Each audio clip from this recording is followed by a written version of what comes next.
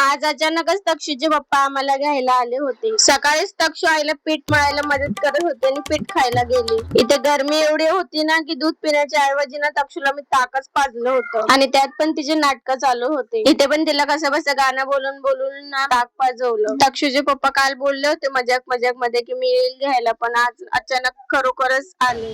मला तर जायची इच्छा होती आणि नव्हती पण, कारण ना इथे गरमी खूप जास्त वाढलेली आणि ना अचानकच आलेले म्हणून आमचे राहिलेले सामान आम्ही घ्यायला तक्षूच्या पप्पांनाच घेऊन गेले आणि तक्षूला तर घरीच सोडून दिलं होतं. आणि आल्यावर पटकन पॅकिंग केली आणि निघालो. बाजारात जाऊन येऊस तर तक्षू आमची गाढ झोपी गेली होती आणि आम्ही निघालो पण होतो ना तेव्हा पण ती झोपेतून उठलीच नव्हती. नंतर गाडीत बसलो ना, गाडीत बसल्याबरोबर उठली. तेवढ्यात तक्षूच्या आत्याचा पण फोन आला होता आणि या तक्षूचं नाही तर पण माझं टिकली काढायचं काम चालू होतं आणि चपाचप मारत पण होती. नंतर बस मध्ये बसून डायरेक्ट आम्ही पुण्याचा रस्ता गाठला. मध्येच बस थांबवली होती, मग काय थोडासा नाश्ता घेतला आणि तक्षू बघा इकडे तिकडे कशी बघत होती.